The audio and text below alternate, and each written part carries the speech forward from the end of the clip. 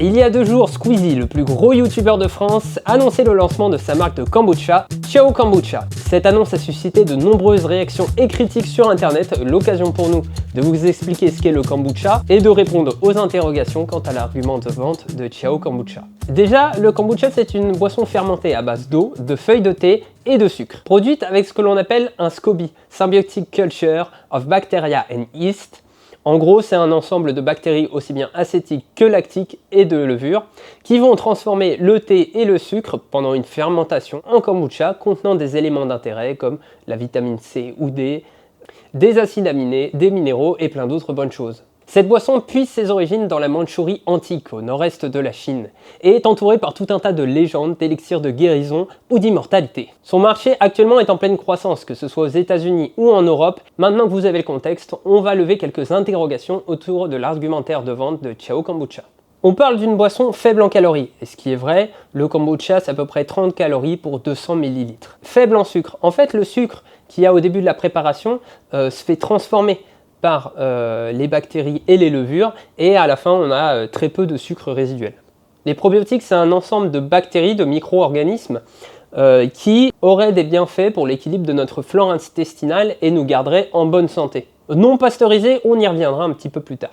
Premier reproche que j'ai pas mal lu à propos du projet, c'est la présence d'alcool qui n'est pas explicitement, dur à dire, énoncé dans l'argument de vente de Ciao Kombucha. En fait, tout simplement, selon la législation française, une boisson en dessous de 1,2% d'alcool est considérée comme une boisson sans alcool. Et le producteur n'a aucune obligation de mettre sur son étiquette la contenance d'alcool.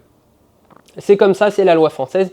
Et du coup, pourquoi il y a de l'alcool dans le kombucha? C'est tout simplement parce que, comme on en parlait juste avant, en fait, les sucres et le thé qui se font transformer par les levures et les acides, et ben en fait, ça crée de l'alcool. Le sucre est transformé en alcool, comme pour la bière, comme pour le vin, comme pour toute boisson fermentée, mais ça reste une boisson à faible taux d'alcool.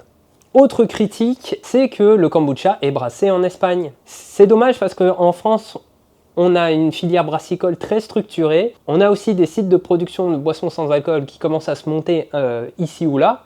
Et c'est dommage d'aller jusqu'en Espagne pour faire produire son kombucha.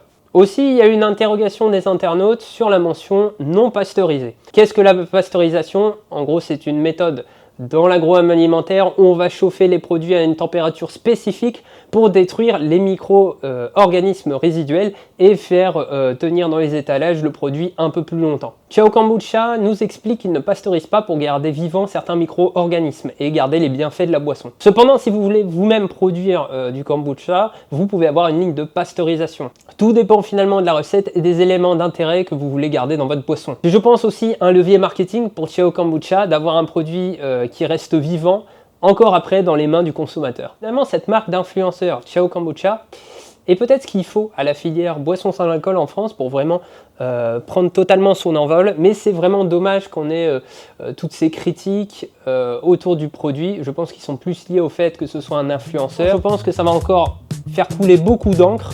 En tout cas, si vous avez des interrogations sur le kombucha, sur la production de boissons sans alcool, etc., vous pouvez les mettre en commentaire. Si même chez Brew Society, on me propose une formation dans la production de boissons sans alcool ou la production de kombucha est vue, n'hésitez pas à venir en formation ici. À la prochaine!